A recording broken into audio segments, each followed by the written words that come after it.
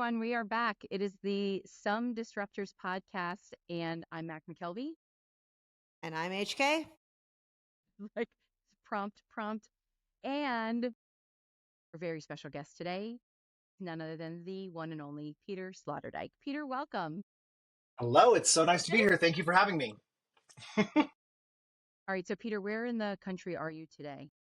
Just outside of Denver in a mountain town called Evergreen. Love Evergreen. I lived in Boulder. Indeed.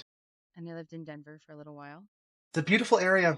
It's hard to go wrong with the sort of central Colorado of everything. That's like en route to Silver Lake, right? Like that's on Yes, the 70. Correct. Silverthorne. Yeah, for sure. Silverthorne. Yes. Yeah, Silver Lake is in LA, same. Same thing. Music trivia, because it presented itself. I think it was in the 70s, a very vibrant woman did a song called Evergreen. Either one of you know? Joni? From the original Star is Born, I believe, actually. Barbara? Yes. Evergreen. Okay. Good too. I am a bad gay man for not knowing the answer to that question. The answer is always Barbara. Bet or share. Share. Yeah, Lady correct. Gaga. Lady Gaga. I mean, Yeah. that's one of the three. Sorry, Anyway, great. Thank you for joining us today. Before we get started, it'd probably be best for you to just introduce yourself quickly to our audience, if you wouldn't mind. Sure, absolutely. Peter Sloterdyk. Grew up in the Midwest. I started my career on the agency side, and then went client side in my first marketing leadership role as the global chief marketing officer of Grindr. When I left Grindr, I went to Netflix, and then I went to an e-commerce startup called Koala. From there, I've been doing a lot of consulting. I consider myself an industry agnostic marketer, and so one of the things that I love about the startup world is that is welcome. We are encouraged to be industry agnostic because principles apply. Marketing principles apply. Communications principles apply, regardless of the industry, regardless of whether we're talking about B2C, B2B, B2C, or B2B2C, whatever the case might be, whatever the end of the B2 is, the same principles apply. And I think my career, I'm very lucky that I've had the chance to prove that out in a number of different ways. So, Peter, I want to start at the beginning. Well, not the beginning. Not that your agency. Sort of the beginning. That was a very interesting role. But Excellent training ground. Yes. Yeah, exactly. I met you when you led marketing at Grindr. I want to talk about that for lots of reasons. But first and foremost, I want you to talk a little bit about what the company was like when you started and what you brought to the table as a marketer. Yeah, I think, Grindr was not on my dance card. It was not a company that I was going to go to. Even as a member of the queer community, I had a very specific perception of Grindr, which was sex app. Like, it was purely for hooking up. It served a very specific purpose inside of our community, and successfully so, but it was not where my career was going, or that's what I thought.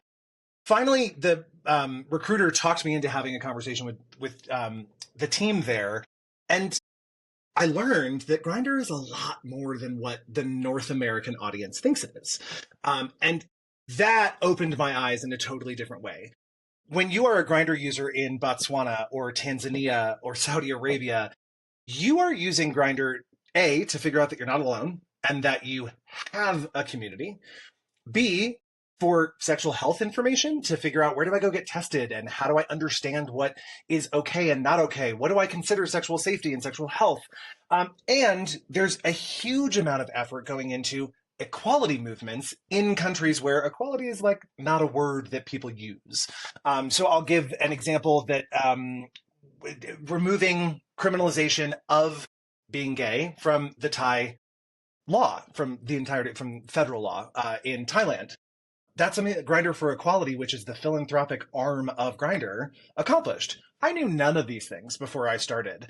And so once I got into the world, Grindr was at the beginning. They were at the beginning of figuring out where they were going, what they were going to be, how to be more than a hookup app, and how to expand their brand identity.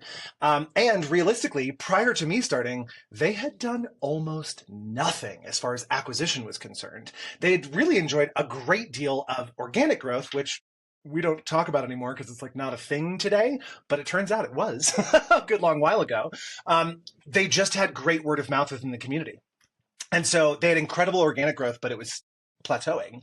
And so my remit was grow the business. It was very plain, like, and very narrow. My initial remit was go in and grow the business. Thank goodness I was surrounded by some incredible creative minds, some incredible business minds. A woman that we both know, Michelle Tobin, who was on the revenue generation side, but she and I were partners, like just interlinked in the most amazing ways. And thank God for that, because truly it was a collective effort to lead that business. Not any one person doing that. So I'm happy to answer. I could talk about Grindr for a very long time, no, but I'm happy to answer specific questions. Yeah. So like our listeners are startup marketers. So you were brought in to grow the business. That's often why we are hired. Yep, absolutely. Walk us through your first 60, 90 days. Like where did you start? When you have you're a well-known app. I mean, the Grindr brand is known. Totally. It's absolutely. In different pockets. But where do you start? Where did you start? I had a lot to learn. I started from a place of curiosity, which has been a rule of mine from the very beginning. I took basically interviews with almost every member of the business. What do you see? What do you not see? What do you think we should be doing? What are we doing? What activations are already being planned? Really just trying to get a status report, essentially, of where does the business stand today? And then, it was also me sitting down with the CEO and the COO going, so you say growth. Want to put some definition around that? Should we talk about what we mean by growth? Are we talking about 10 new users a day? 10,000 new users a day? Like, what are we trying to accomplish? And also, do we have anyone that we're reporting to? Do we have a board or investors or curious folk that are going to be poking us for a particular result? I needed to understand the lay of the land. That is something that I, again, do in every consulting engagement, in every full-time role. I got to know what I don't know in order to get started. Then you start identifying the growth levers with the information you have, right? So you start saying, oh, well, we're not spending a single dollar on acquisition ads on any social media. Cool. Great opportunity. We should be doing that. We only have a singular brand identity as a hookup app. Interesting. No one knows what Grindr for Equality is. Perhaps we have a story to tell there. Maybe there's a communications angle, i.e. Mac McKelvey and Salient MG. Maybe we have a communications angle to get in there and start changing the perception of Grindr so that Michelle Tobin can go actually sign a brand partner who doesn't think we're terrifying. Now, I also learned some really important lessons that I would that I would use as advice for any startup marketer, which is be careful. And what I mean by be careful is I went in headstrong, head first. I knew what I was going to do. I had all the questions and all the plans, and I went directly to the CEO and was like, hey, I'm going to change your logo. And he was like, ooh, no, you're not. Oops, I sort of skipped like about 15 steps before. Hey, here's the explanation. Here's what I've learned. Here's the research. This is why it's a problem. This is what we're doing to our community. Here's how it's going to benefit the business. I didn't do any of that. I literally just said what I was going to do. So I learned these important lessons about, especially for marketers, less so for some other pieces of the business. We have to explain what we're doing because it seems like bullshit to everyone. Anyone who's not a marketer, what we do seems like either simple, easy, creative and fluffy, or magic, right? Like magic and science in the corner. Exactly. And so we really do have an obligation to explain to a point. You also have to build the trust so that you can stop spending 90% of your day explaining. So there's, two things can be true at the same time. So you built coalition out of the gate. Had to, yeah. And thank you for the prompt on that one. I did build coalition from the beginning because this is the other part that was fun. Hey, Peter, grow the business. Got it. Cool. Let's define growth. Also, what resources do I have to grow the business? Are we talking about $1? Are we talking about $100,000? And from day one, they were like, what if we gave you $10,000 a quarter? And I was like, you could do that. I could also take 100 people to dinner. Yeah. These are not literally the same results. And so a lot of it had to do with education, right? This is a company that had not done anything in the hard marketing space. And the reason I say hard marketing is because they've done events. They've done really great with community engagement. They did some really neat things in the past, but they were isolated moments. They weren't interconnected to tell the whole brand story, and they weren't interconnected to the rest of the business, brand partnerships, revenue generation, acquisition, etc. And it certainly wasn't connected to the product, to the actual product team or the tech team that were building this amazing tool. They were off in another corner. Well, we need that coalition. My most important relationships in any business when I am the CMO, CFO, and CTO. Those are the two most important relationships I will ever have inside of a business. I'm the cost center. They're the cost control. We better get along. We better be able to have a really good debate and fight about what's going to happen. Go for it, HK. Yeah. HR pays your paycheck, Peter. HR is also important because they get you paid. Amen. To be clear, I'm not saying any other relationship is not important as much as the CFO and the CMO. Oftentimes it's like there's built-in animosity before they even know each other, right? Like it's just like it's in the water. So it's our responsibility usually, because we tend to be the gregarious folk and the CFO tend to not be. That's not putting anyone down. It's just like, that's a personality type that oftentimes goes along with those roles. And so it's up to us to build those relationships. And then the CTO, because I can't get anything done if the product and or the technology isn't working, right? I can go acquire 1,000 users a minute, but if our product isn't where it needs to be or isn't delivering on the promise that I'm making, we have a problem. We talked a little bit about this last week on our first episode. Heidi and I talked about the best marketing in the world can't fix no product, much less a crappy product. There's no such thing as marketing good enough because it is the lipstick on the pig analogy. I would only add to that to say that it cannot create product market fit. Marketing cannot create product marketing fit. We can reveal the people in the back. Marketing cannot, will not create a product market fit. And I find it interesting. I had a conversation with a consulting client a couple of weeks ago. They're about to introduce a new product, bring a new product to the market. And they called me and said, hey, we need your help building the plan. It's like, cool. Super late, but let's jump in. Let's figure it out. They were like, yeah, we're going to launch in 2 weeks. And I was like, no, you're not, but we'll get there. Yeah, but hold on, we'll get there. And so my first question was, can you show me the consumer research that shows me that people need this and why? That it is going to solve a problem or that it is meeting a white space or something to that effect. And he goes, oh, well, we didn't do any consumer research. You're launching a consumer product that is $1,800 a year and you didn't do any consumer research. That's a problem in this economy. That's a problem.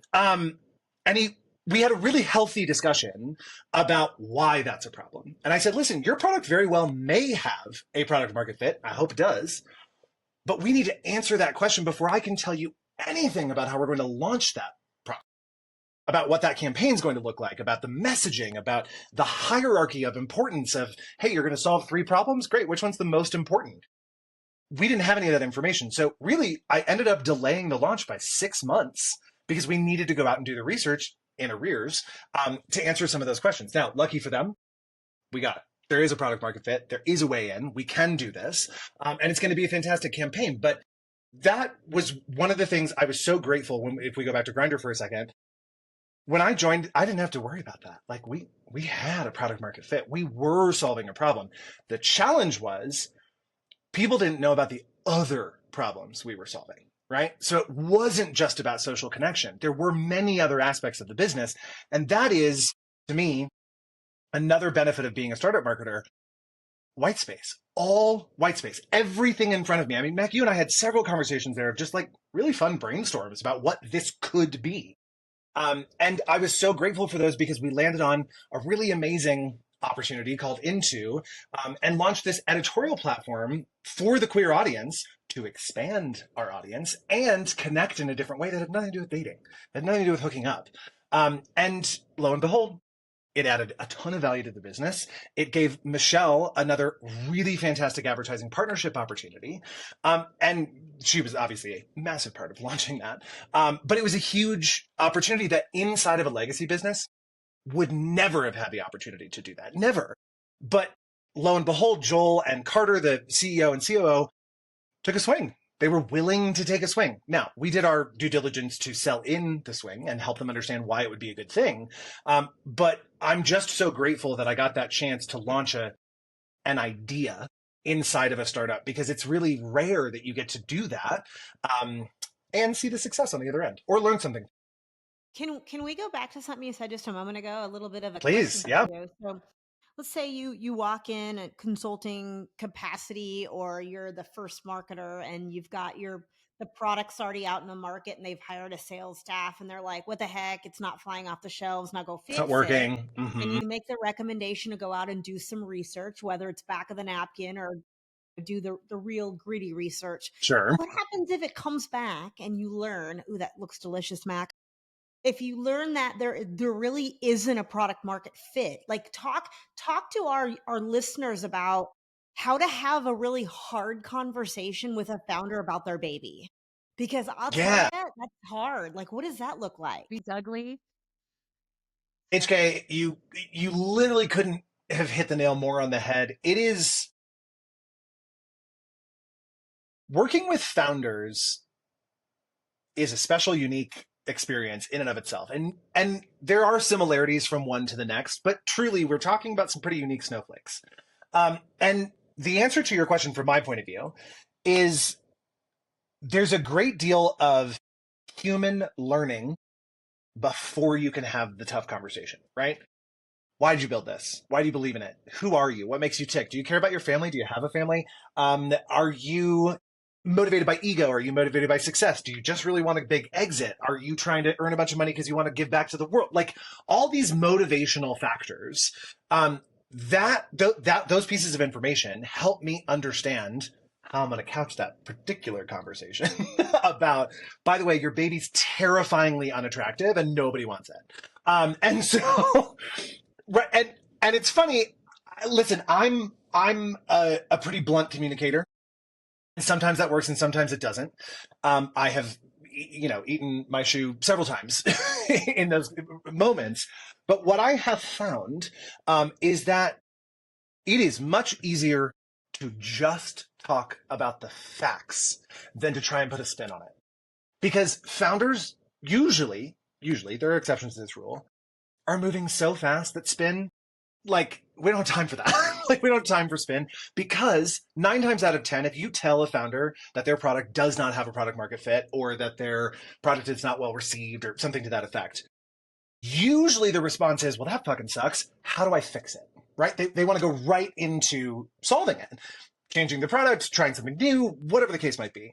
I have a friend, there's an important anecdote here, but I have a friend who's building a business from scratch, who's doing the startup thing, who is going to become a founder, who has become a founder after working for many founders. She's doing her own thing, which is great. She had this incredible idea. I was so on board. We had a number of conversations about the idea. They built a prototype. It didn't work. It just, the product market fit wasn't there. Well, she had a secondary version of the idea, and lo and behold, surprise, surprise, she was like, okay, pivot. Here we go. We're going to try it a different way. And she learned a great deal from the first iteration to inform the second. And that to me is where I want to take the founder. Okay, so it didn't work. Let's talk about what we learned so that going forward, we can hopefully apply that information. So you need the background. You got to be honest. Leave the spin at home, and positioning matters, but spin does not. How big was your team when you walked into Grindr? How big was your team, and how big was it when you left? Your team, yeah, very. I'm laughing because I joined with a delightful project manager and a copywriter. That was the beginning. And God bless, they were fantastic. And they were on my team to the end. Truly incredible people that, to their credit, they spent most of their days prior to me arriving just looking at anyone being like, what do you need help with? Like, how can I how could I be of service? So marketing was like because it was a support function when you got there. Full support function. Yes. Okay. Like the copywriter was mostly writing product copy, right? Like mostly fine, like great. And in fact, at one point, I don't know, 3 weeks in, I was like, do you want to be on the product team? They have it. Like, great. You should be if you want to be. Lo and behold, you want to be a marketer. Great. We got to a really good place. But I started with 2 people. And then when I left, 94 people when we sold to Kunle. In how many? Hired 86 people. Yeah, hired 86 people in 6 months.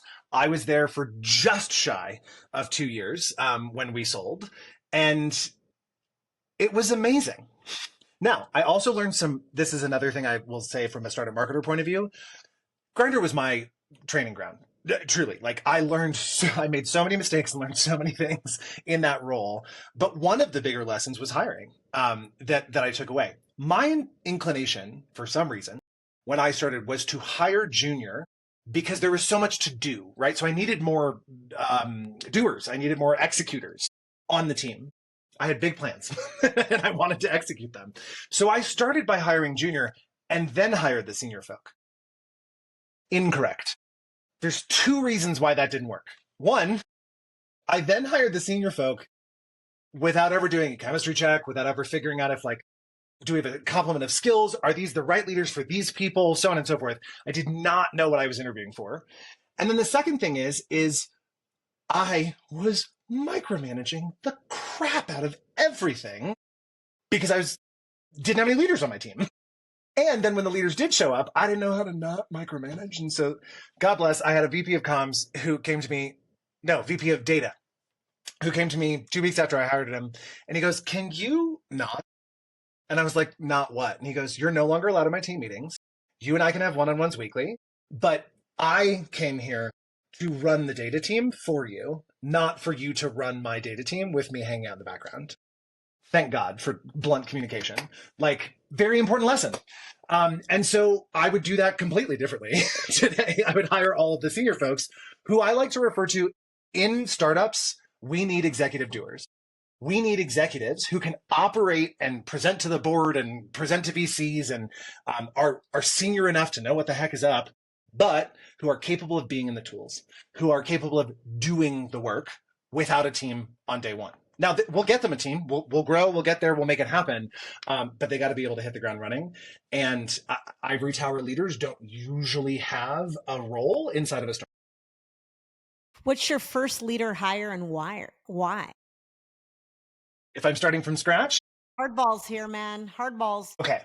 So if we're going context-free as an answer, meaning like we're not talking about the status of the business or whatever. Yeah. If we're going context-free, I have to hire the thing I don't do very well. Like the thing that I really can't execute on my own. And for me, that's comms. I am a capable communicator and I know enough about comms to be mildly problematic for a lot of people, but I am not a comms expert. So that VP of comms role or whatever my direct report role level is, that's the number one for me. The second is data, analytics, infrastructure, consumer research. Those are the 2 most important roles for me, really regardless of context. The only thing I will say is that if the business is running and things are going well, maybe I hold on the comms to go for data first. But those are the first 2 roles for sure. But I think that works for you because you're a strategic/product marketer. If you weren't, right? So I think that's a great question, Heidi. Sure. And it's a great question to ask everyone. It is. Because my answer We'd all have different answers. Yeah. Yeah. Which I think, but that's the point in startup marketing. You said it. It is to hire your complement. It's not to hire your deputy that can do the same thing you can do. Everyone thinks that's a force multiplier. In fact, that's just a giant bottleneck because now you have 2 people doing the same job. Correct. Right? You couldn't be more right. I find it interesting, the bottleneck piece of it. Like a startup needs less layers, not more, right? Like a startup needs to move at the speed of light. And so honestly, it goes back to that idea of hiring junior first. Part of my intention was to remove layers of approval. Okay, you do, I'll approve, we go. Let's just hit it. But really the leadership lesson in that is I need to hire leaders who can approve without me, who are not coming to me for approval, who are capable of hitting the ground running. And realistically, if I hire a deputy, which I will hire eventually, but if I hire a second in command on the marketing side, for what purpose? Like what? I have a hard time writing that job description because it's my job description. And that's what I signed up. So again, I go back to the phrase that like an ivory tower leader. By the way, when I say ivory tower leader, I'm talking about the person who idealistically sits in their office and is happy to approve things. Yeah. No, like. Do we have those in startups anymore? Are they gone now? I think. God, I hope not. Right? I don't think we can afford them anymore. Yeah. So truly, but like that, an ivory tower leader doesn't have a place. It just is not. It's not useful, and that also means that I am my own deputy for a while, and that's okay. And it kind of gives me pause. I'm sure you guys have seen this too. When you see a startup, let's just call spade a spade, early stage, round, right? Early stage. And they've hired us, and Mac and I talked about this in our first conversation. They hire they overhire. They hire that CMO, the ivory tower of strategery CMO. They came from Geico. Came from a big brand. All of a sudden they're hiring like a VP of marketing as well. This little early stage startup with all these executive level hires. It's like, I'm going to do a really funny, Mac and I have talked about the difference I see between a CMO, a CMO, and a CMO, which we will talk about at a later time. The CMO is that person that effectively hires all of the people around them that are in layers and layers and layers of folks to kind of protect them from the inability of wanting to ever climb under the sheets and figure out why you're short sheeted and why you're cold all night long and your feet are hanging out, right? I mean, oh my gosh. And I'll tell you what, the solution to that, because that happens all of the time, right? Oh my God, I get to go hire my first CMO. We just raised our first $10 million round.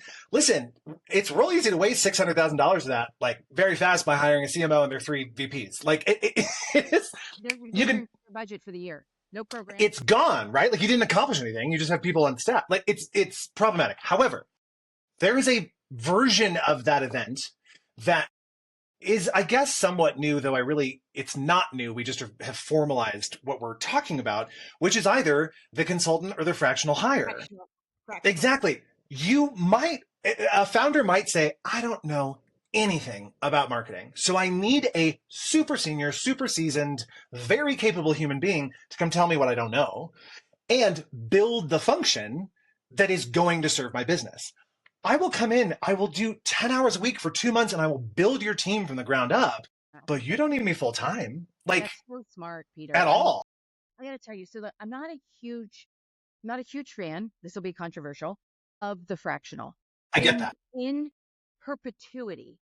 Sure. Long term. What you just said, because one of my questions to you is going to be, what do you insource versus outsource when you're a startup, right? And I think getting started, having that fractional, someone with startup experience, right? Yes. Has built the team from 0 to 94, right? And the revenue that sure, that goes along with it. Yep. Having someone come in and decide, I think the first question founders don't answer is, what is marketing at my company? What is it going to be here? Not what is marketing, what is marketing here at my company? And I think the CMO can really challenge them on that, because Heidi just said, there's different kinds of CEO or CMOs. There's different kinds of marketing. There are. It's not one size fits all either. We don't have to spend a lot more time on Grindr, but one of my more poignant conversations, I think it was maybe my first day, maybe second day. Joel, the founder, Joel Simkai, and I had a one-on-one. And his first question to me was, why marketing? And to be clear, I thought he was like playing the get to know you game. Like, so why'd you choose marketing? What an interesting, like, tell me about your journey. No. He was literally saying, why do we need as a business marketing? What are we doing? And I was like, so kudos for the question. Also, you hired me already. Side note. Like we already did this, but yeah, that's cool. We're not reneging on anything when we talk. Literally, that was part of, my poor juvenile head was like, so am I re-interviewing is this not new? Anyway, I'm kidding, but it all worked out. And so I loved that question in the end. It freaks me out at the beginning, but now I love that question because he and I got to have a very healthy discussion about what marketing looked like for Grindr. Not in general, not for an app, not even for a dating app, just in general, and specifically what it meant for Grindr. So I agree with you, Mac. Like, I wish more founders. One of the through lines for most founders that I've ever worked with, there's a couple exceptions, is it's really hard for them to trust other people. They trust themselves intensely. I built this from the ground up. It was my idea. And that ownership is powerful. That ownership raises money. That ownership makes great products. It is a beautiful thing. But that difficulty in trusting others, whether you're talking about a second in command, another member of C-suite, whatever, hinders them and the speed at which they can build their business. And so if you can find, whether through your VC, your investment partner, on your own, your wife's best friend's dog, whatever the case might be, like if you can find your person that you are willing to trust as a founder, specifically in the marketing spectrum, though I would imagine this is true for technology, for products, like it applies, but specifically from a marketing point of view, if you can find that person you trust to say, what is marketing for my business? I don't know. Great. Vulnerability is required to run a business. Vulnerability is a necessary component of running a business. And unless you exercise it on a pretty frequent basis, you will find yourself more frequently in moments of failure. And that probably translated into Netflix, right? Because oh boy, it's a whole different animal. It's a completely different animal. And I use Reed Hastings as my exception for pretty much everything when I'm talking about founders, because, and he would say, I think, I made 1,000 mistakes in order to get to Netflix. Great. Like, he was a multi-time entrepreneur. He had built other businesses. And, you know, they did the old school version of building a business. They sat at a coffee, he and his co-founder sat at a coffee shop for weeks on end being like, well, what about this? Maybe we could do that. Is this a problem? Maybe we'll solve that. Like, they tried 1,000 different things and eventually landed on movies by mail, like DVDs by mail. Reed Hastings built a business on transparency, candor, and the customer. And our only single North Star for the whole business was delight the customer. Now, our rationale for decision-making was what's in the best interest of the business. But that question is connected to, if it's in the best interest for the business, it is serving the customer. Like those two things are the same, right? If it was in the best interest of the business, it was serving the customer. And that was our North Star. That was the guiding light. He built an environment. Well, he and 1,000 other people, he didn't do it alone. But he built an environment where singularity proved to be the thing that drove the business. And what I find in contrast is most founders have a really hard time with singularity. They're broader thinkers, right? They're big thinkers. That's part of what makes a founder is they're willing to look at the world a completely different way and they think big. Great. Then the challenge becomes, but you chose to solve this one problem. You got to keep your focus on that one problem. But it's very easy to get distracted. But what if we could do, well, but what if those conversations are futile when you are trying to turn $1 million into $1 billion, right? You got your first $1 million investment. Whew, that is precious money. You better be really careful with it, and you better be really specific about the problem you're going to solve, because that $1 million can't solve every problem. Right. That's right. And that, I feel like, is a lesson that Reed has taught the business world, has taught the startup world, is keep your mind focused on the one, and you can do incredible things. And then he was able to expand. Oh, we're going to do original content. Oh, we're going to do gaming. Oh, we're going to do experiential. We're going to build a park. Like, they got there, but that isn't where they started. I think we have to take a quick pause to thank our sponsor, which is Startup Marketer, by the way. Obviously. So let's take a moment and we'll be right back with Peter Sloterdyk. We love startups, but marketing for them can be hard. Whether you're a founder, a seasoned marketer, or a recent marketing grad, Startup Marketer is here to help. Startup Marketer, or SOM for short, is a first-of-its-kind marketing ecosystem designed by startup marketers with experience working with over 100 startups. We understand the unique challenges you face because we've been there, and we're sharing our cheat codes for success. With bespoke marketing templates, on demand courses, interactive sessions with experts, and a vibrant community of like minded professionals, Some combines accelerator muscle with community wisdom. You can even book an expert to troubleshoot or ideate in real time with senior strategists and senior doers. In a world where marketing is a critical element for startup success, Some equips you with everything you need to drive growth and stay ahead. So join Some today and elevate your marketing game. Visit thestartupmarketer.com. We are back with Peter Sloterdyk. And before we jump into our final section, I actually challenge you. We're all Bravo fans here, right? Obviously. Mm-hmm. So Heidi and I both have Real Housewives of Some, so RH Some taglines, if you will. Obviously. And we are going to challenge you to come up with one pretty much on the fly. So we'll give you some Ready? inspiration. All right, ready? Heidi, you go. Heidi, do your intro. If you think my t-shirt makes a statement, you should hear my roar. Yes. Okay. All right. Mine is, hold on, let me get in character. I may have two names, but don't get it twisted. I know exactly who I am. If that doesn't instill like a little bit of respect and a little bit of fear all at the same time, it's great. I really like that. No, but you are a creative person. I feel like this is your moment. First thing that comes into your It's gonna mind. knock our socks off. We're just need an exit stage left. All And right. he gets All one right. now. It's gonna be amazing. Let's go. Oh, Let's goodness. All right. Let's see here. go. No pressure. Get in character. Obviously. I may be an actor, but that doesn't mean I'll stick to your script. Yes.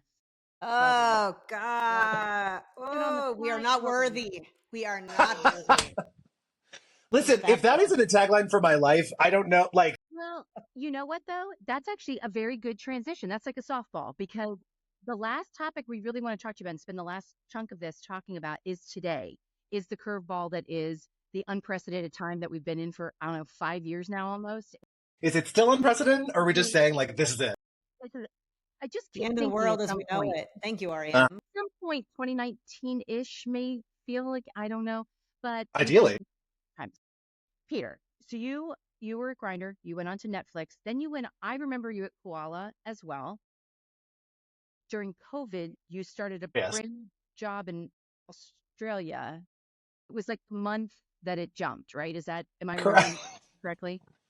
Yeah. The very shortest version of the story is that I left Netflix in February on Valentine's Day of 2020 and was supposed to be in Sydney.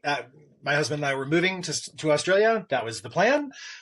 He was going to follow a month later with the dogs. I was going to be on the ground as of March 16th. I got there. And then three days after I got there, they closed their borders and were not going to let anyone else in. And so I took my boss out to lunch and was like, listen, I'm going to go back for a minute. Of course, at the time, we thought it was going to be 2 months, 3 months, like at worst. And we'll come back to Australia when everything's good and copacetic and everything will be fine. I'll work remotely in the meantime. We're shutting down the office anyway, so whatever, it'll be fine. Never ended up moving. Did that job for 2 years. Sunday through Thursday, 3 p.m. to 2 a.m. was my work day or week. It's very special. Yes, in unprecedented time. The first yes. round. The first unprecedented, yes. Well, exactly. particularly in New Zealand and Australia, because I worked for a New Zealand born company during that time. And our CEO happened to be in the US and was a New Zealand native, went back finally after 12 months because he needed to get back to his family. And he was in like a hotel for 14 days where people would like show up with a hazmat suit to like toss over his PB&J. I feel you. Like that. Heidi, I also did that. During that time, I did go in October of 2020. I went for 6 weeks after like working through the government to get the exception to go in, whatever, and had to do the 2-week quarantine in a hotel with a window that didn't open, which was perfect. And I had a delightful Irish nurse who came every day to attack my brain with her little weapon. And on the third day, I was like, is there any chance that you would be just like the tiniest bit more gentle? And her response was, no. Um, so what are you going to do? I did survive that, but yes, it was. So you started a new job during COVID. All right. So in a lot of ways, I remember when you were at Koala and you came in as, remind me, CTO and CMO. Chief Marketing and Technology Officer. Yeah. Okay, you don't hear that combo. Sure. Okay, let's unpack that for 2 seconds, because so the chief, they hired me as the chief marketing officer, to be clear. That's where we started. And then we had some really good philosophical discussions about an e-commerce business and how you cannot extricate or separate technology from marketing. They did not have a CTO at the time. But we did have a beautiful VP of technology who was fantastic. And realistically, both teams were completely interdependent on one another. If we needed to launch a product, technology had to be involved. If we wanted to run a program, technology had to be involved, so on and so forth. And so had a really good philosophical discussion with our leadership team around how do we get these teams to work together? Because there was a fair bit of animosity between the two of them before I joined. And my recommendation was, let's put it all under one leader. Let's try that. And we'll do it temporarily. We'll go find a CTO if we need to, no problem. But let's see how this goes. And I was very transparent that I am not an engineer. I am not a UX UI designer. I am a capable human, and I'm in a leadership role. Therefore, I don't need to be the tactician on the technology side, but I do need to know how to get the heck out of the way and let the technology team do what they need to do, and give them the context and the support and the leadership that they needed to succeed. And in the end, that really worked. So I remember you did a digital transformation during COVID, and you launched a completely new line during COVID. So I would like you to explain to the marketers listening, were you insane? Or yes, it was. Listen, so there were some benefits to the pandemic, which was we all had a lot of time. So like that was one piece of the puzzle. Listen, so e-commerce blew up during the pandemic. It was a massive inconsistent boon for the industry across e-commerce, because what did we all do when we were drunk at 2 p.m. in the afternoon? We ordered things online and had them delivered to our door because our joy was that. That's what we got to do. And that was true globally. So it's true in Australia, it's true in Japan, and it's true in South Korea, all three countries where Koala operates, or operated. They now operate in the US as of today. So one of the challenges that I inherited was, I'm going to say Series B going into Series C.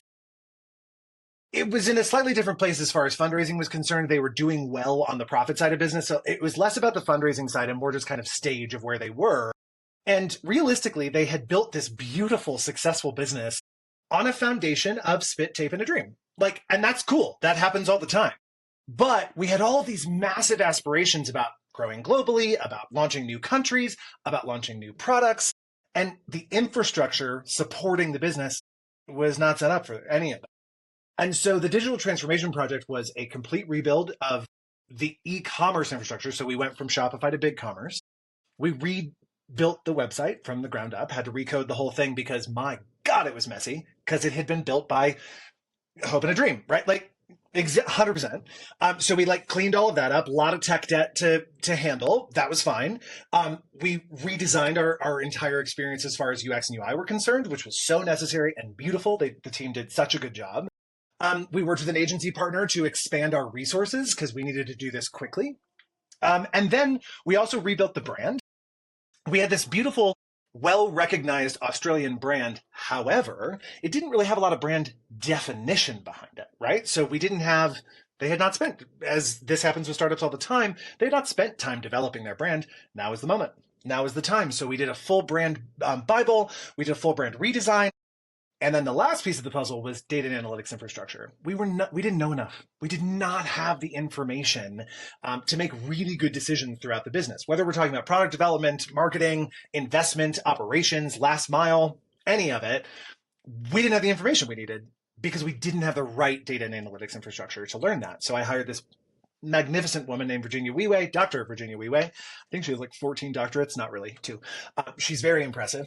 And only 2. Only 2. More than I only have. 2. Sure. 2 more than I have. Heidi and I have total. And like, listen, this was another beautiful example of me being like, I know that this needs to be done. I do not know how to do it by myself. I need to bring in the person that does, that can, because it wasn't in my skill set to do that alone. So we built all of this, massive investment. And Heidi, we talked a little bit earlier about how do you have those difficult conversations with leadership, specifically with founders. This is a founder-led business. And listen, I took advantage of my newbie status and was like, you've got some stuff to fix. It was at the beginning. There was a fair bit of trust and understanding.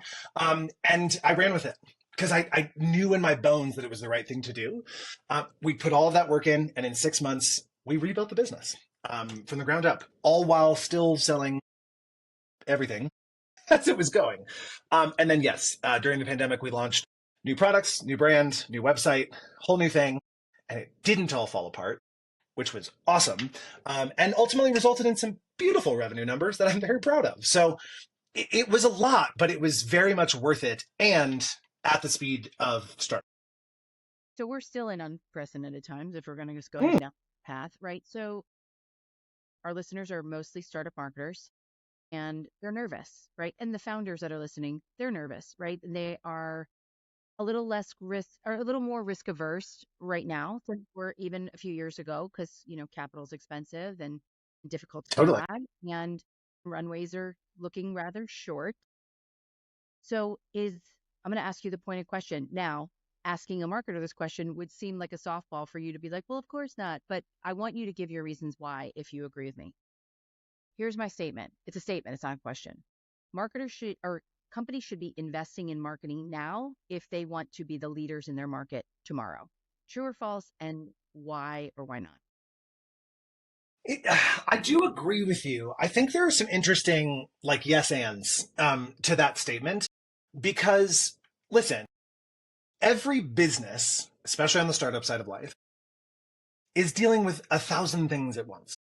We are dealing with a lot of different personalities, market conditions, product market fit, consumer changes, so on and so forth. There's a lot going on.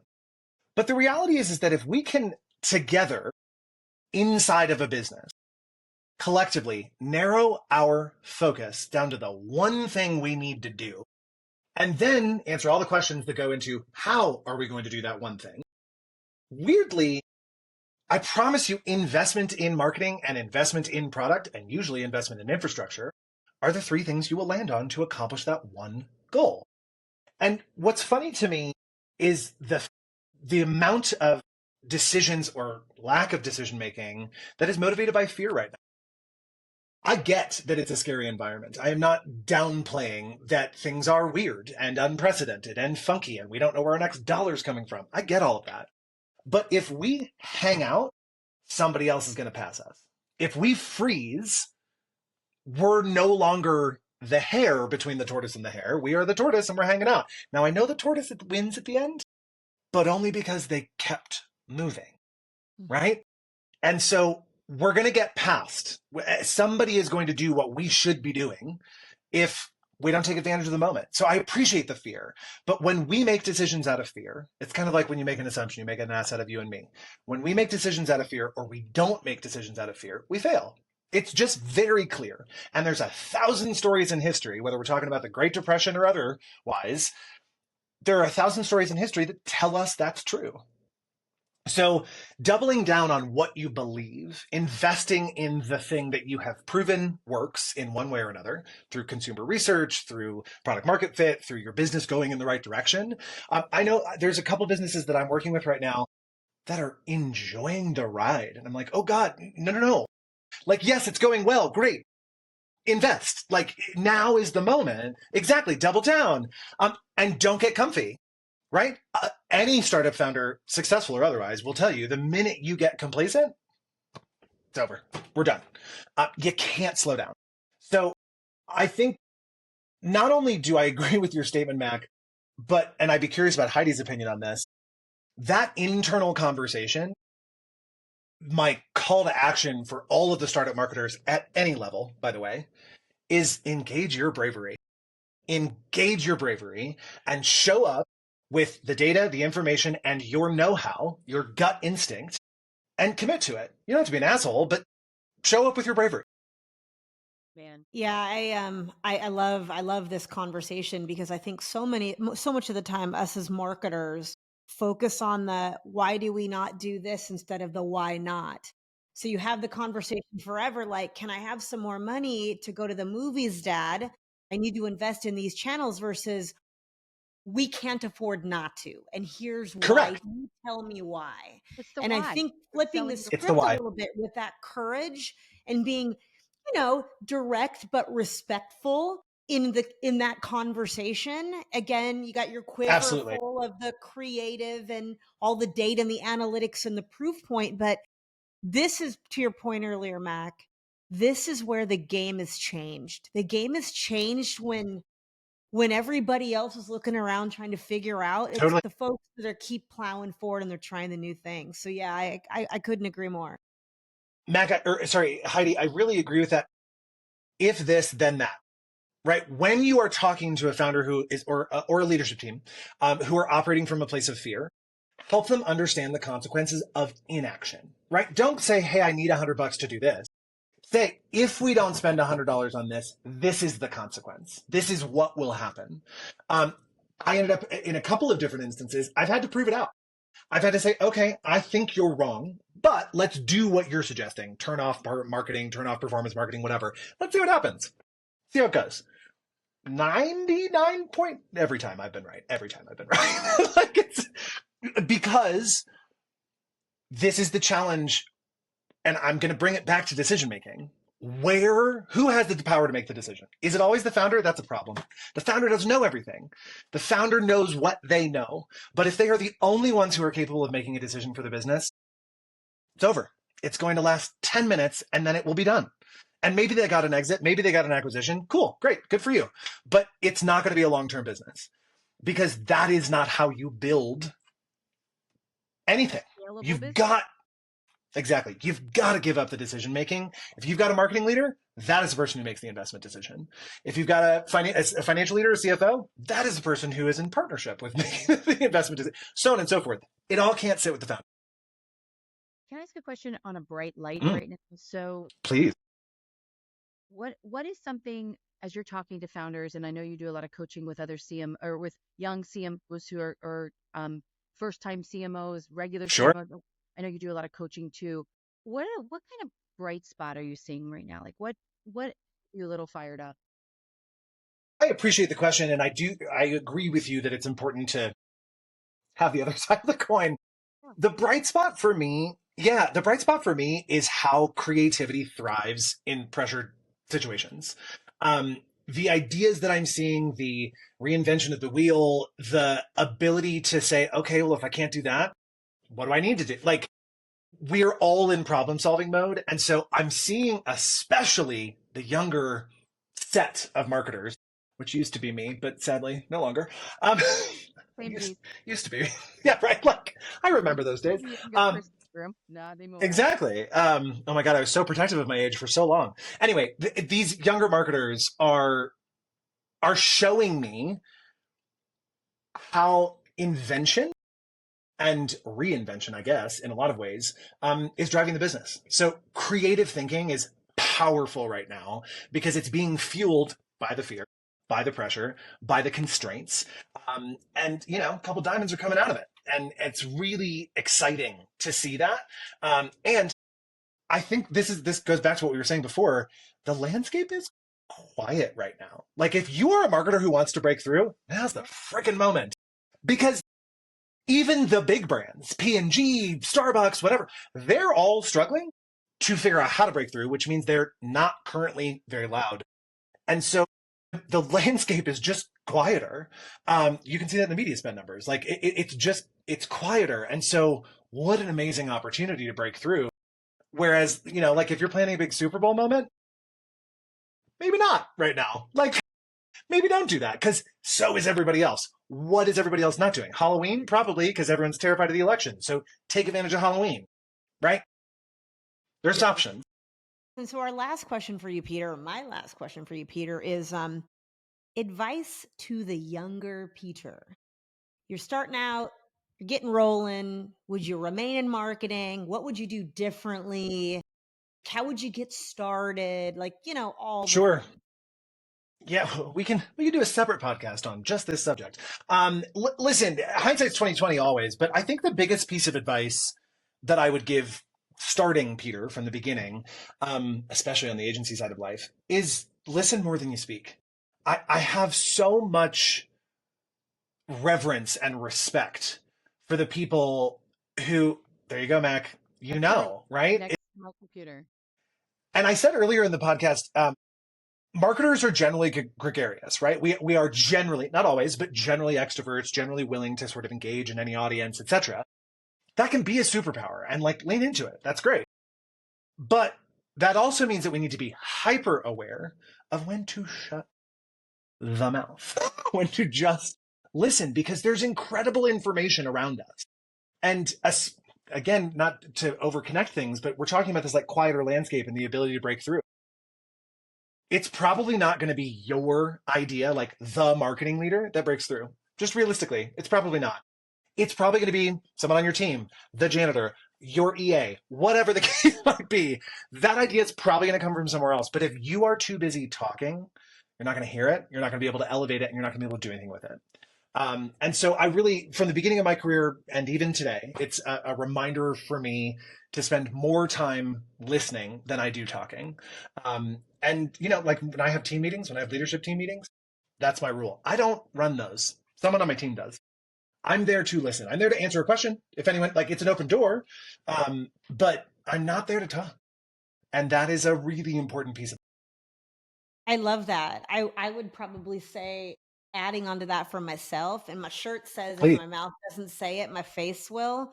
I had to learn the hard way. Like when you're listening and you learn that skill, you also have to have a bit of a poker face sometimes, because when you think someone's full and you wear that on your face, you're also not really listening. So I think that's fabulous. Absolutely. Advice. Fabulous. I went from Grindr to Netflix. We talked about that earlier. And in my very first like engagement with Reed Hastings, I had not yet learned how to protect my face. And he said something that I thought was asinine, like just fully insane. And I reacted, not verbally, but my face reacted. And he goes, "Oh, Peter, do you have a dissent to share? Do you have an opinion?" And I fell through the floor. I was like, "Oh God, like, no, I can't. I don't know how to engage in this moment." And I that was like a very powerful lesson. I agree with you, Heidi. Like, just plain listen, don't react. So Peter, they can book time with you on Book an Expert? They can. Yeah, absolutely. And listen, a lot can be done in a half hour. A lot can be done in an hour. I think one of my themes for my whole career is that marketing is the first thing to get overcomplicated. We like to make marketing really messy and complicated and full of overdone measurement and obsession with metrics and whatever. There's a lot we can do, especially for startups A through D, that like doesn't require hundreds of millions of dollars, that we can accomplish a lot in that. And how can people get in touch with you? So they can book you through Book an Expert. How else can they find you? Absolutely. So, goodness, I'm old school on this front. I don't do a lot on X, mostly because Elon Musk thinks I don't deserve to live. And then, like you do. Same, by the way. Oh yeah, no, you're a woman. You're not allowed. Yes. I don't do a lot on the social media side of things. I'm an observer on that front from a marketing point of view. But my email, just pretty straightforward on the communication side, or LinkedIn. I love your observer. I believe that's lurker, Peter. That's what we call lurker. That's correct. I am absolutely a lurker, 100%. For sure. He's not lobbing insults and then hiding. So it is better than a troll, definitely. Correct. Peter, yes. Thank you so much for being here today. I know this is not the last conversation we're going to have, but so appreciate you. Thank you both so much. I really appreciate you, and I had a wonderful time. Love it. We'll be back with another episode of Startup Marketer Podcast, The Some Disruptors, soon.